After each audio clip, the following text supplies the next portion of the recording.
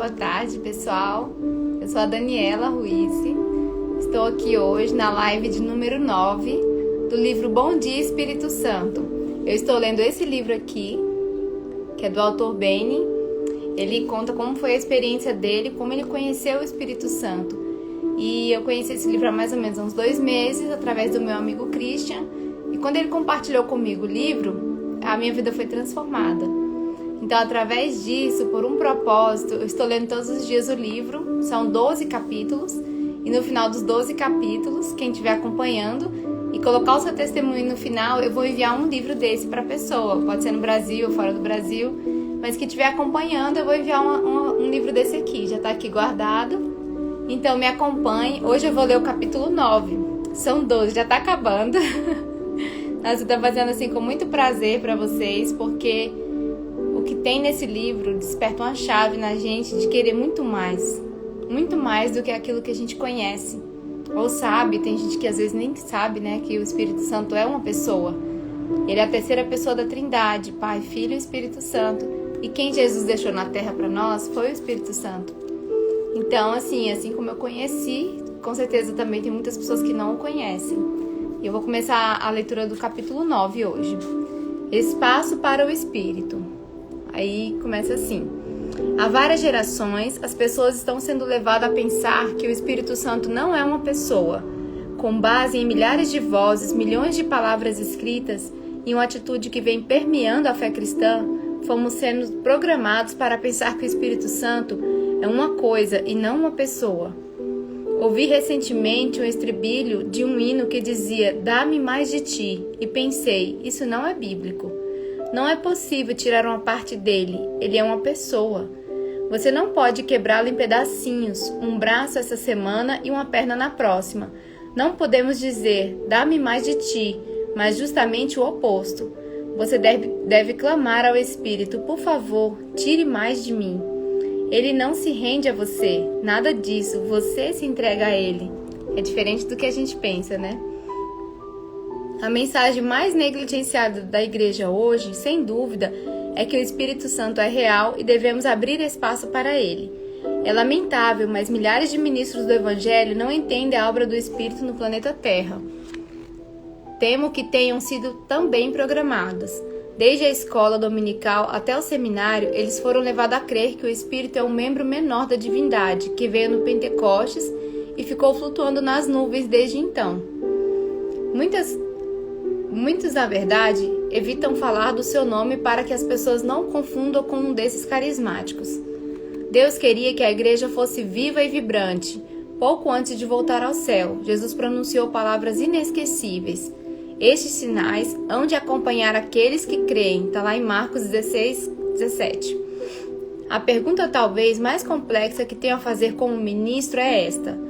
Se o Espírito Santo foi enviado para dar aos cristãos poder para viverem uma vida vitoriosa, por que tantos deles se mostram desanimados e derrotados? Isso é uma chave, hein? Nos tempos em que era evangelista, eu ia a uma igreja, conduzia uma campanha, orava pelas necessidades do povo e voltava para casa. Eu não sabia, na verdade, o que estava acontecendo na vida das pessoas. Mas agora que sou pastor, minha perspectiva mudou completamente e fico perturbado com o que vejo. Compreendo agora que um número infinitamente maior de pessoas tem grandes problemas com os quais eu jamais sonhei. O fato de tantos crentes estarem desanimados, abatidos e à beira da falência espiritual é quase inconcebível. Vejo repetidamente probleminhas se insinuarem na vida das pessoas e de repente surgirem como verdadeiros gigantes ou montanhas enormes. Deus Pai, pergunto, onde está a vitória? Onde está a alegria? Na semana passada, nossa congregação experimentou um grande derramamento do Espírito na noite de domingo. Quando eu ministrava ao povo, senti uma unção pouco usual. No caminho para casa, eu me coloquei a gritar, aleluia! Eu disse à minha mulher, Suzana, que culto maravilhoso, não é esplêndido o que Deus está fazendo aqui? Mas no momento em que entramos em casa, o telefone tocou. Durante os 30 minutos seguintes, ouvi a história triste de um homem que participava daquele mesmo culto. Ele chorou muito enquanto me dizia, não sei mais o que fazer. Isso acontece muitas e muitas vezes. O que está errado? Por que a primeira igreja teve tanto poder e nós temos tão pouco? Com uma palavra, eles expulsavam demônios e nós parecemos tão temerosos e alarmados. Basta mencionar demônios e os cristãos saem correndo. Isso é forte, hein? Muitos pastores não querem nem falar neles, como se ignorar o tópico pudesse expulsá-los. É difícil de entender, e em vez de pregar para as pessoas que elas podem libertar-se, muitos ministros mantêm silêncio, mantendo-as algemadas. Em lugar de obedecer às palavras de Cristo, expelirão demônios, lá em Marcos 16, versículo 17, eles dizem que o que está realmente acontecendo não existe. O que não passa da imaginação. E o povo murmura: Senhor, não encontro uma resposta, não consigo encontrar ajuda. É de admirar que alguns adeptos do ocultismo tenham mais poder que certos cristãos? Devemos surpreender-nos quando os seguidores de Satanás demonstram mais do mundo sobrenatural do que muitos seguidores de Cristo? Como isso é possível? Se Deus é onipotente e Satanás tem uma fração mínima de poder, como um discípulo do diabo pode operar com qualquer autoridade? Tudo é, na verdade, muito simples. A pessoa que usa 100% de uma pequena fração tem mais poder do que alguém que pode extrair a energia do universo, mas nem sequer tenta. Fico profundamente perturbado quando penso sobre o fato de um pecador receber mais de Satanás do que um crente que nada pede a Deus recebe. Está na hora de você começar a exercer o poder do Todo-Poderoso. Você precisa saber que Deus é maior do que qualquer demônio e que uma só palavra de Jesus destrói o diabo. Um só dos seus anjos pode prender a Satanás no abismo. Apocalipse 20, do 1 ao 3.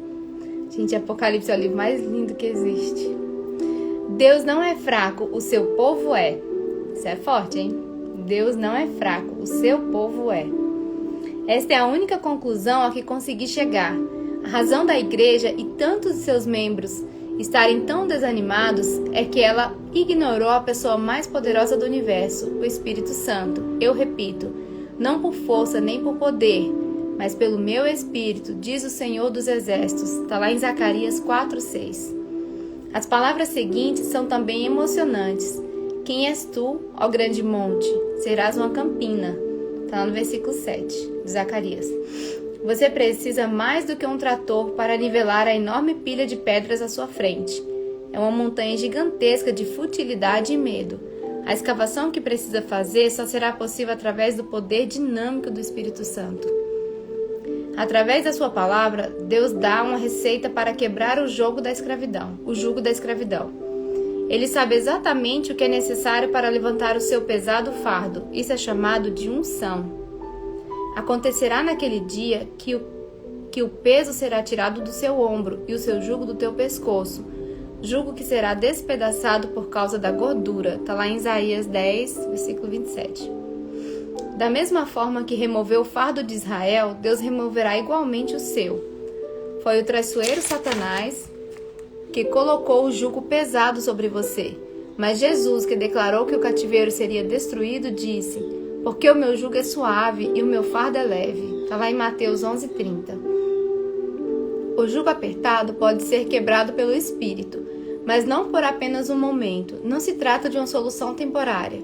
Ele permanece com você, continuando a levantar o fardo e a guiá-lo por um caminho completamente novo. O apóstolo João, falando do Espírito, escreveu: quando a vós outros a unção que dele recebestes permanece em vós, e não tendes necessidade de que alguém vos ensine, mas como a sua unção vos ensina a respeito de todas as coisas, e é verdadeira, e não é falsa.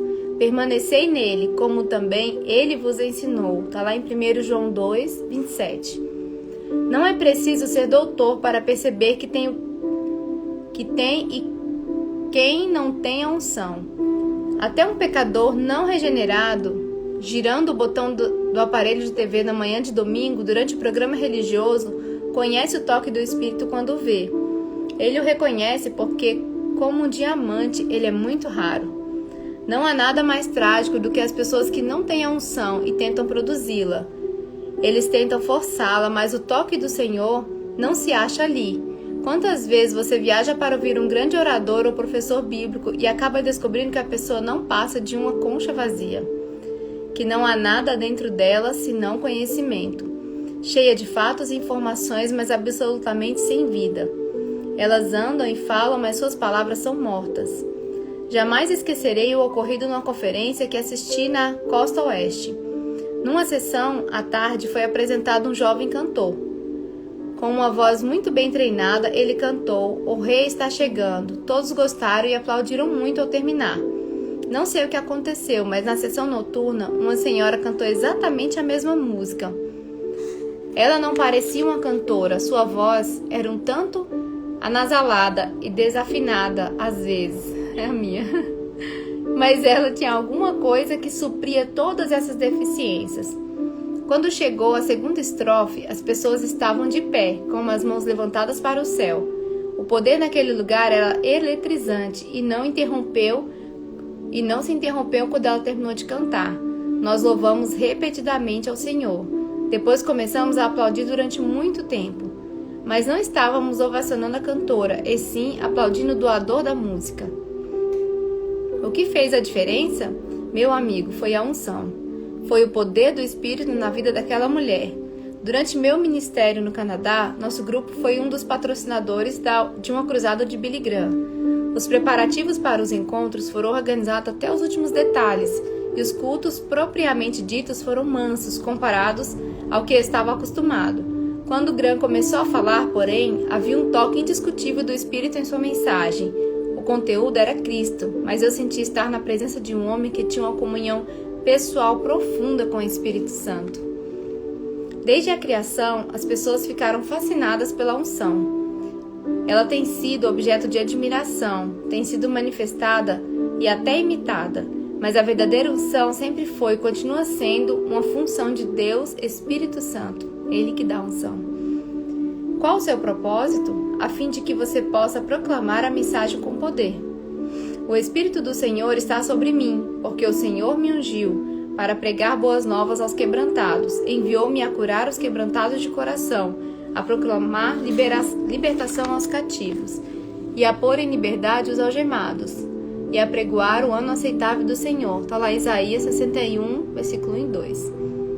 Mas essas não são apenas palavras de um profeta do Antigo Testamento. Jesus citou-os para uma audiência atônita na sinagoga de Nazaré. Está lá em Lucas 4, 18 e 19. Não se esqueça que para compreender o Espírito Santo, você deve saber que Ele é Deus.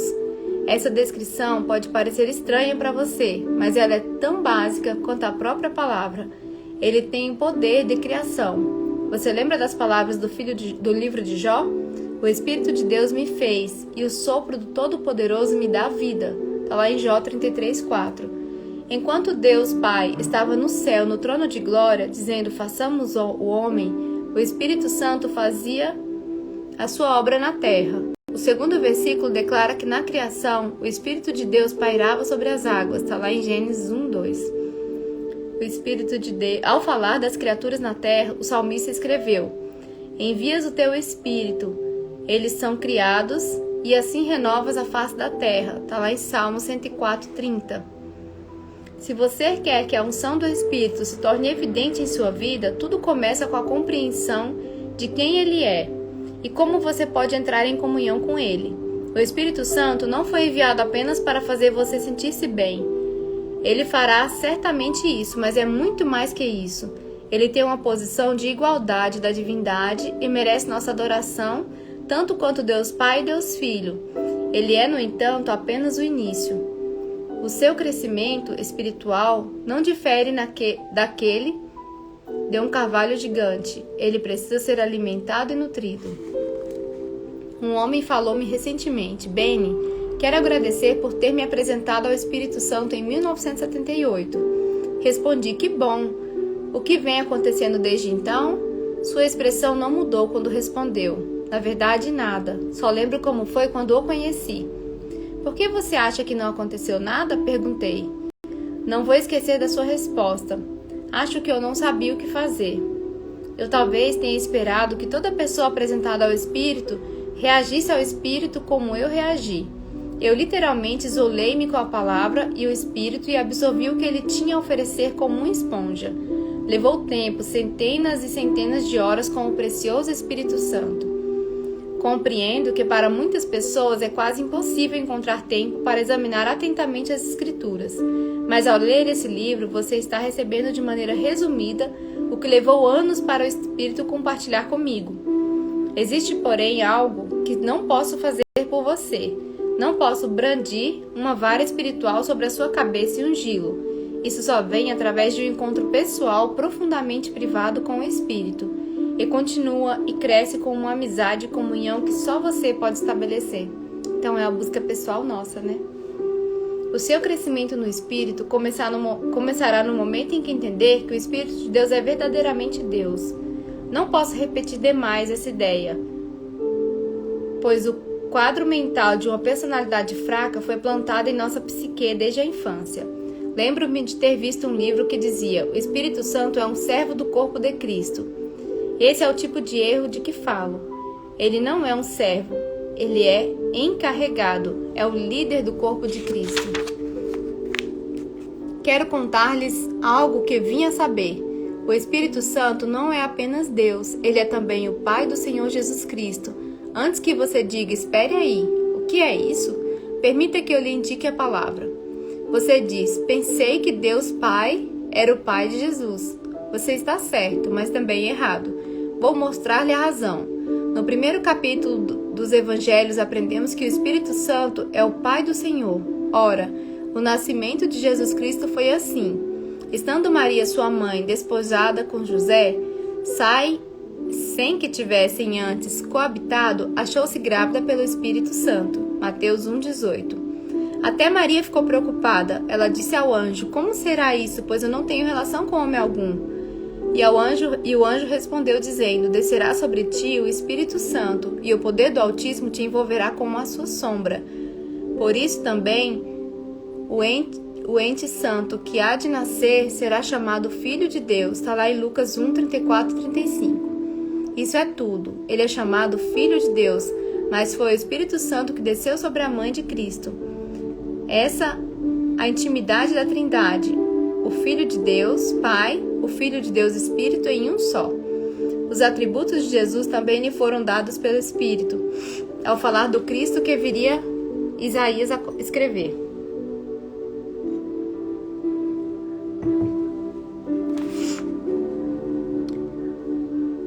Do tronco de Jessé sairá um rebento, e de suas raízes um renovo. Repousará sobre o Espírito do Senhor o Espírito de sabedoria e de entendimento, o Espírito de conselho e de fortaleza, o Espírito de conhecimento e de temor do Senhor. Está lá em Isaías 11, do 1 ao 2.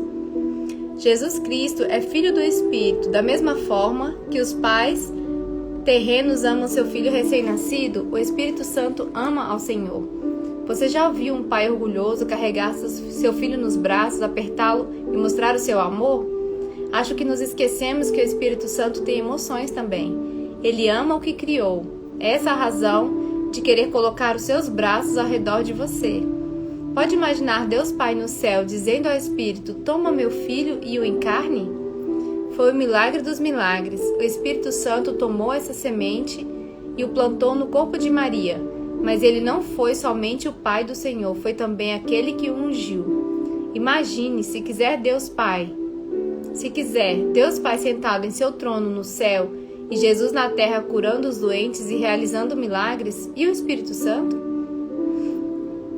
Ele é o canal, o contato entre ambas as personalidades. O Pai pega agora o telefone como se ele precisasse de um e diz, tá só ilustrando, e diz, Espírito Santo?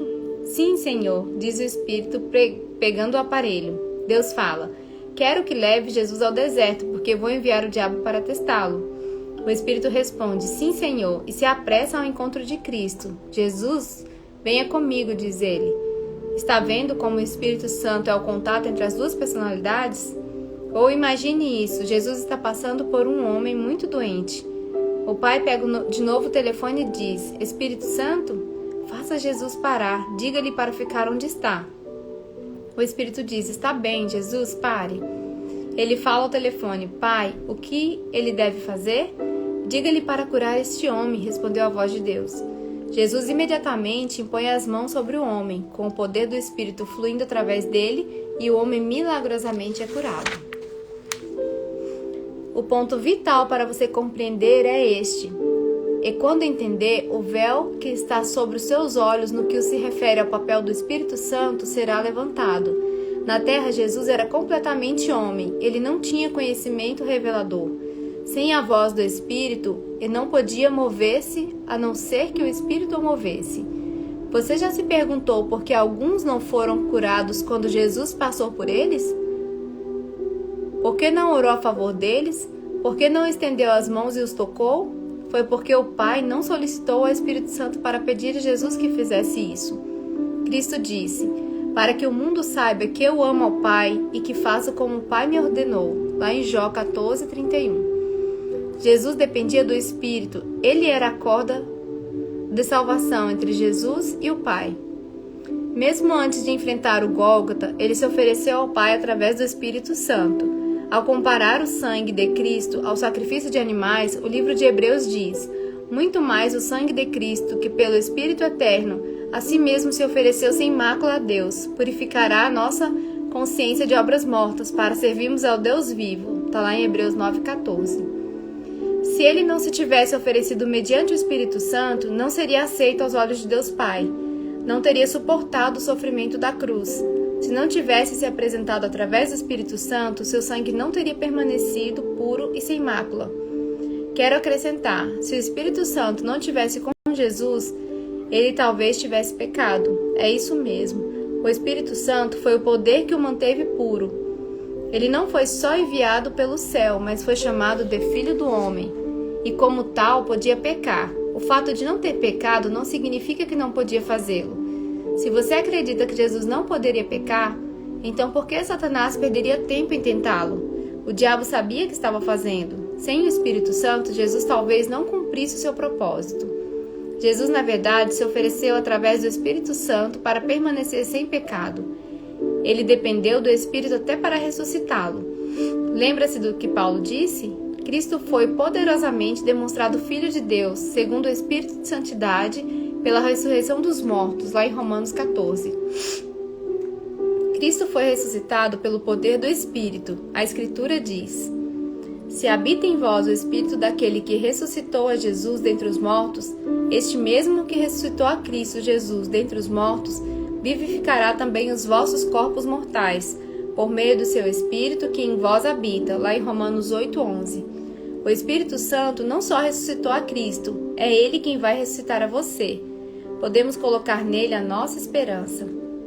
Mesmo depois de ter mudado o curso da história, saindo do túmulo vazio, Cristo continuou a depender do Espírito. De fato, ele disse aos discípulos que não saíssem de Jerusalém até receberem poder do alto. Ordenou que esperassem a promessa do Pai, a qual de mim ouvistes. Porque João, na verdade, batizou com água, mas vós sereis batizados com o Espírito Santo. Não muito depois desses dias, está lá em Atos 1, do 4 ao 5. Cristo estava sob o controle de Deus ao falar essas palavras. Ele repetiu o que o Pai disse ao Espírito Santo. Cristo dependia tanto do Espírito Santo que o consultou antes de dar as instruções aos seus seguidores. A Escritura diz que ele foi levado aos céus depois desse mandamento aos apóstolos, por intermédio do Espírito Santo. Está lá em Atos 1, 2. Não me entenda mal. Não estou dizendo de forma alguma que Cristo tinha uma posição inferior à do Espírito. Absolutamente não. Jesus não é menos que o Espírito Santo, nem este é inferior a Jesus. Existe igualdade completa na Trindade. Cada membro tem características e propósitos únicos. O que quero que saiba é que o Espírito não é fraco. Ele não é imaturo ou incapaz de falar por si mesmo. O Espírito Santo é perfeito, poderoso e glorioso.